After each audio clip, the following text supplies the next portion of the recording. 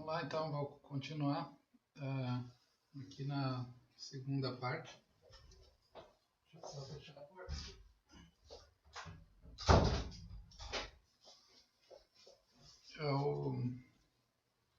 Então, como eu tinha dito antes, o Neil Levy vai examinar três diferentes caracterizações do racismo em relação a crenças, afetos e comportamentos.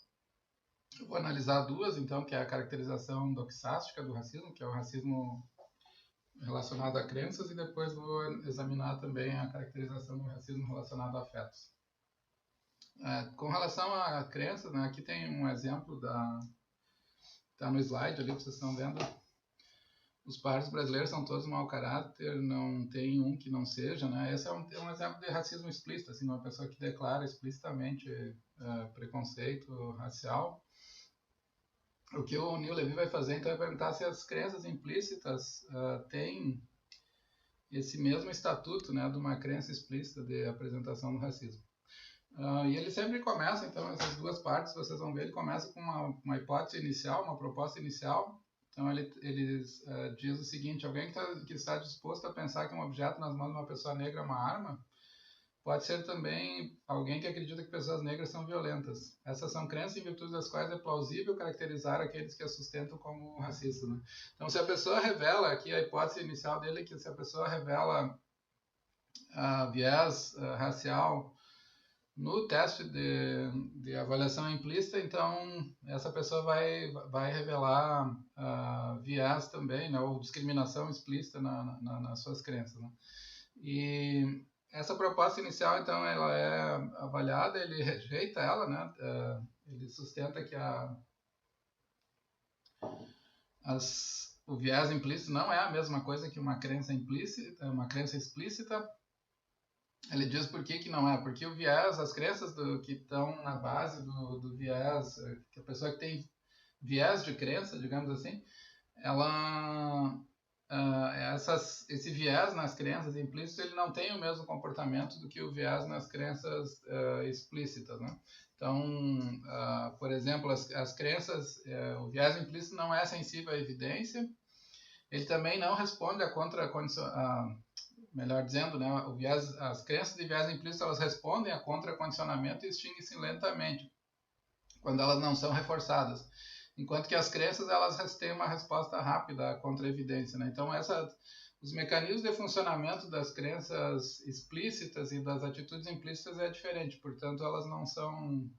Não dá para dizer, né, que a pessoa que revela viés implícito é racista com relação à crença, no mesmo sentido que a pessoa que revela racismo, né, nas crenças explícitas, como aquele senhor ali que é dirigente do Santos. Por que ele chega a essa conclusão? Bom, eu falei, né, que a pesquisa é baseada numa série de dados, de investigações empíricas, né? Tem um experimento que foi feito com dois grupos, né?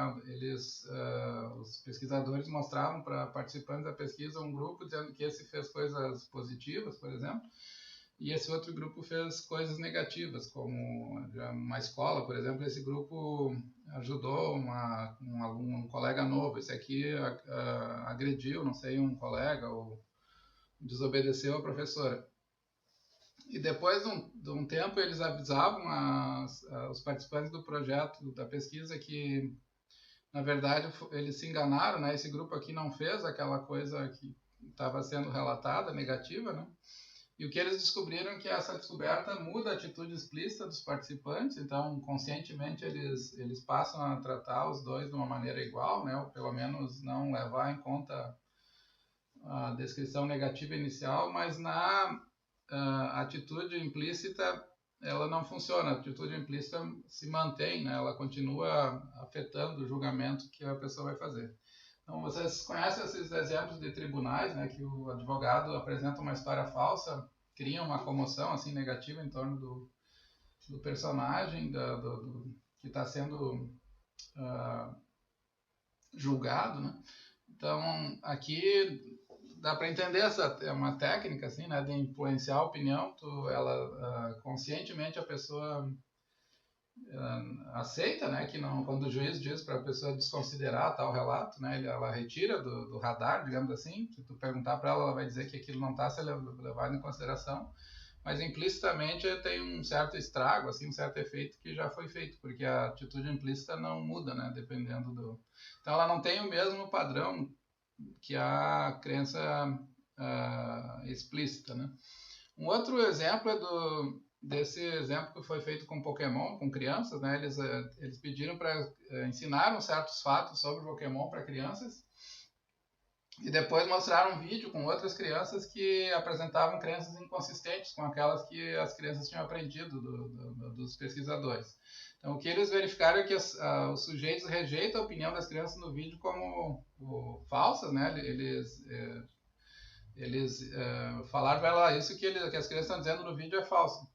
Mas saber que as opiniões eram falsas não impediu a alteração de atitudes implícitas das crianças. Então, elas, mesmo assim, mesmo sabendo que o que o vídeo enunciou era falso, no domínio do viés implícito, as opiniões não foram, a falsidade não registrou, né?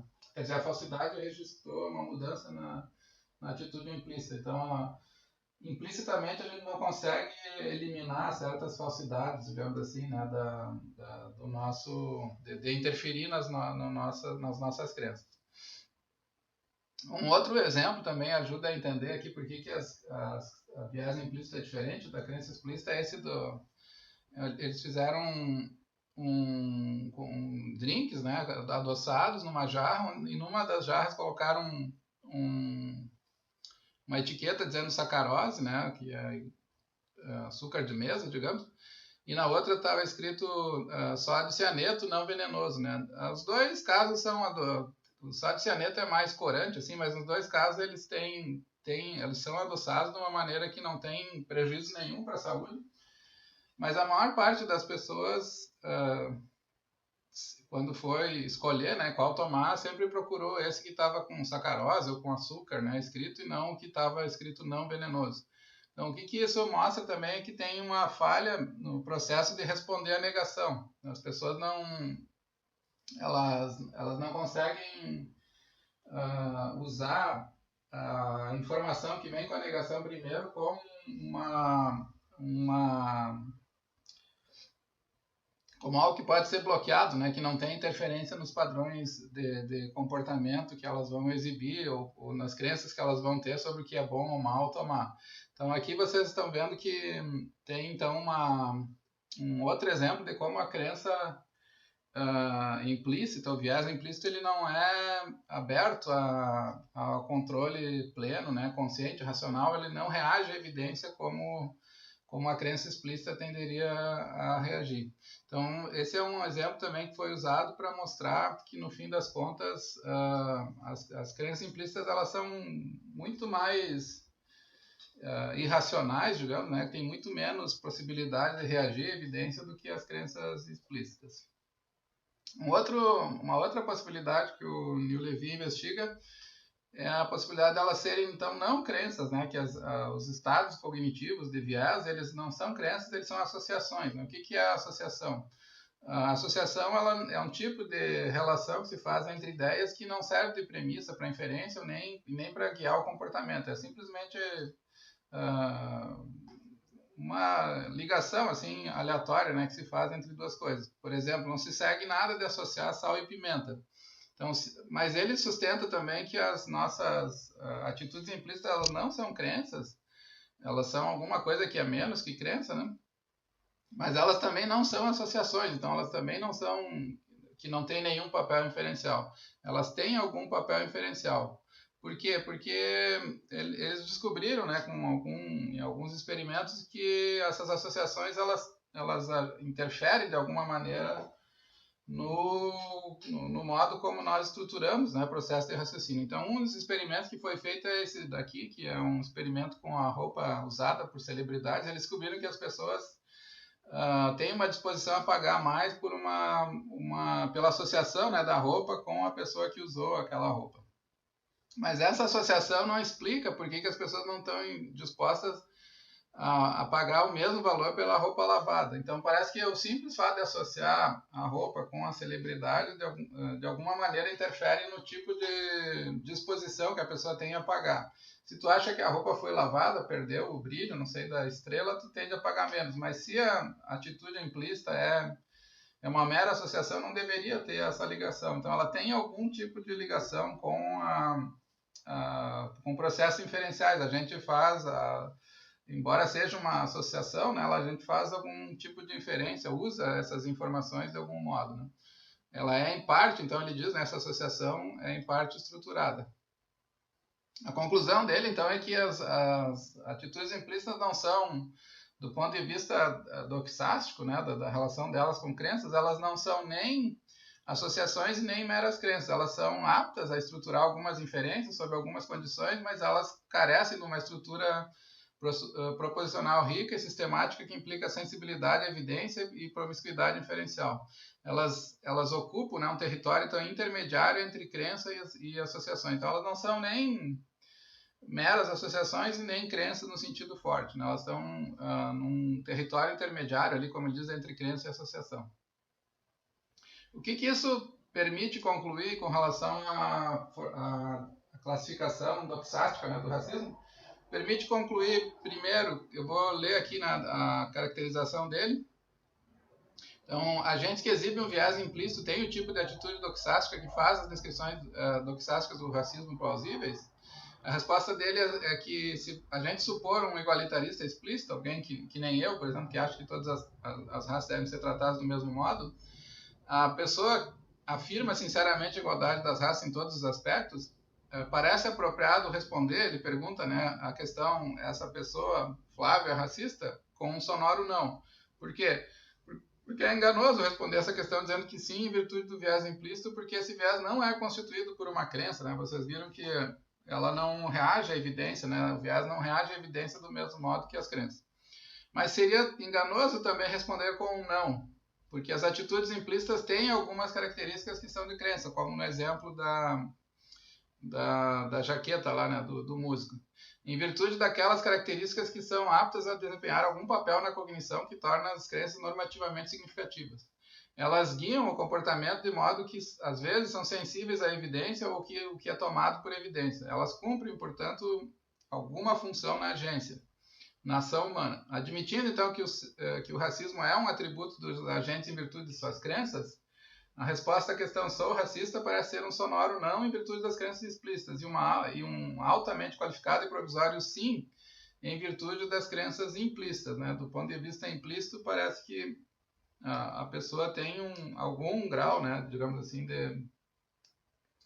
de racismo, né? Porque de alguma maneira essas crenças conseguem afetar o seu comportamento. Agora eu vou continuar aqui então com outro exemplo do racismo do viés afetivo. Aqui também ele tem uma hipótese inicial, a hipótese é que os afetos pertencem à esfera do processamento automático, portanto seria muito difícil dizer que quem tem viés afetivo, um viés, por exemplo, moderadamente ou fortemente favorável, né, a um certo grupo, dizer que essa pessoa não seria racista. Né? Ele diz que ser racista é essencialmente uma questão de afeto, porque há um caso favorável a identificar um racista com seus viés implícitos sem levar... Parece que há um caso favorável a identificar o racista com seu viés implícito, sem levar em conta suas crenças implícitas, porque o viés é automático, né? Ele não parece nem exigir qualquer processo cognitivo, né? O afeto é não cognitivo, digamos assim. Né? Mas ele rejeita também essa hipótese, né, de associação direta. Então, se você fizer um teste que revelar viés afetivo, isso não significa necessariamente que a pessoa seja racista, no mesmo sentido que o Bloom define, né, o racismo como uma atitude de antipatia, de desprezo em relação a grupos raciais distintos. Se você encontrar viés afetivo, né, ele diz que não é necessariamente, porque também o afeto, embora ele seja automático, obrigatório, ele também pode ser controlado. Então tem mecanismos de controle da atenção, por terapia, por exercícios mentais, E dado o estímulo correto, então nada impede que as nossas atitudes explícitas estruturem informação capaz de desempenhar a função de disparar afetos correlatos, né, como raiva, indignação e afronta diante de injustiça. Então uma pessoa mesmo tendo, aqui o ponto dele é o seguinte, mesmo que a pessoa tenha viés negativo, não tem nada que impeça essa pessoa, né, de reagir com raiva, por exemplo, quando ela vê uma cena de injustiça racial na televisão, como Black Lives Matter. Aquelas cenas que os policiais agrediam quando prenderam, né, e acabaram matando uma pessoa lá nos Estados Unidos. Então, né, nesse tipo de caso, não tem nada que diga, né, que a pessoa não vai ser capaz de perceber a injustiça porque ela tem um afeto, um viés negativo afetivo. Ele também oferece uma análise aqui da indução de afetos e comportamento. Então, tem resultados empíricos que mostram que existe evidência que o viés implícito causa afeto negativo, mas esse resultado não é sempre uniforme. Então, por exemplo, não é, se a pessoa tiver raiva, ela não vai sempre reagir com raiva a todos os grupos, né? As emoções, elas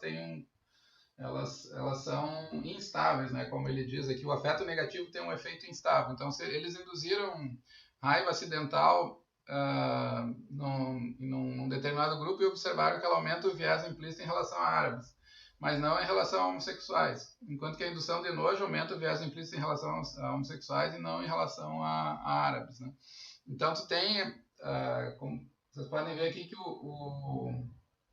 a indução, né, do afeto não tem estados afetivos, né, não tem o poder de atuar, digamos assim, indiscriminadamente. Eles não são afetos, o viés não é um afeto global, ele é direcionado, né? Um outro exemplo que ele dá é do rosto, mostrar um rosto negro e a pessoa ter uma reação de susto, assim, de sobressalto. Então eles aumentam, né, a pesquisa mostra que eles aumentam a magnitude de resposta de susto em muitos sujeitos, sugerindo que nervos induzem um medo implícito nesses participantes. E essa interpretação é reforçada pela descoberta do aumento da ativação da amígdala, né, depois de apresentar a imagem subliminar de rosto de pessoas negras. Mas ele diz que mesmo tendo então essa indicação de viés, tanto no caso dos árabes quanto no caso do rosto ali, né, de associar o rosto com ter uma reação de sobressalto, do susto, é uma resposta afetiva, digamos assim, de medo, né? Mesmo assim, então, tu tem um tipo de resposta que é moralmente criticável, mas ela não assegura, né, a descrição de racista, que é aquelas pessoas que abrigam, mesmo na descrição afetiva. Por que ela não assegura? Aqui a análise dele tem a ver com afeto global e afeto parcial, né, o instável, né? Ele diz, eu posso me sentir ansioso diante de alguém e desejar o bem-estar dessa pessoa. Eu posso sentir um leve nojo por alguém e não obstante querer seu bem.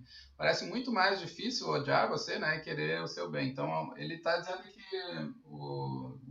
esses exemplos, né, de afetos que foram monitorados, eles são compatíveis com descrições contraditórias. Então, a pessoa pode, por exemplo, sentir um certo nojo, como é normal, assim, a pessoa, vem uma criança pobre pedir comida na casa, tu tem uma reação que não é exatamente natural a ela, mas isso não significa que tu deseje mal a ela, né, não queira o próprio bem. E ele diz que as atitudes afetivas implícitas têm esse teor, né, esse padrão de influência no comportamento. As descrições afetivas, então, do racismo, elas exigem que os afetos tenham uma amplitude que o nojo e a ansiedade não têm. Elas exigem estados globais de uma pessoa. Elas definem o núcleo e a atitude geral em relação a membros da outra raça, mas nenhum dos afetos implícitos parece que tem esse poder de interferir de uma maneira global, né? Eles dão lugar a afetos incompatíveis, né? Como, por exemplo, aqui o nojo e o bem-estar.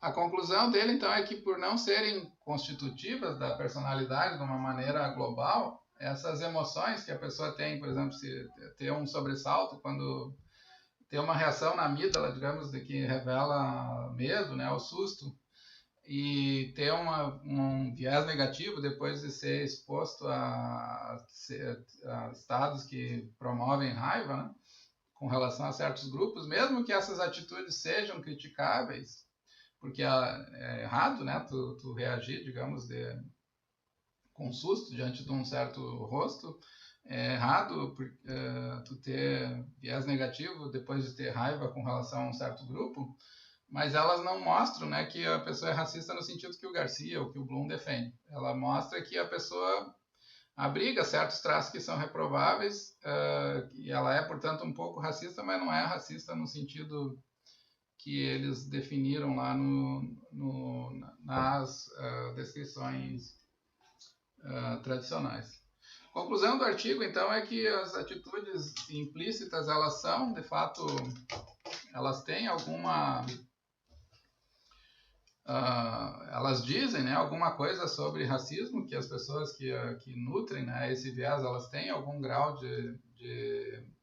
são em algum grau racistas, né, mas não é, felizmente, né, não tem a mesma amplitude, não tem a mesma influência no comportamento, mas é importante que essas atitudes sejam corrigidas, né, com condicionamento, contra-condicionamento. Então aqui tem um papel importante da educação antirracista, né, para fazer as pessoas perceberem como elas tendem, né, a ter certos tipos de reações, né, e tem uma série daí de mecanismos que tem que ser adotados para terapia, etc., né, para tentar modificar essas atitudes, né, e criar sociedades em que as pessoas não só acreditem que todo mundo deve ser tratado do mesmo jeito, mas que elas efetivamente tratem, né, consigam tornar na prática, né, fazer com que essas ações ocorram. Tá bem? Obrigado. Na próxima aula eu vou continuar então com uma avaliação desses textos iniciais, né? Eu vou tentar mostrar o que eles ensinam sobre os debates do racismo no Brasil. Tá bom? Um abraço para vocês. Até a próxima.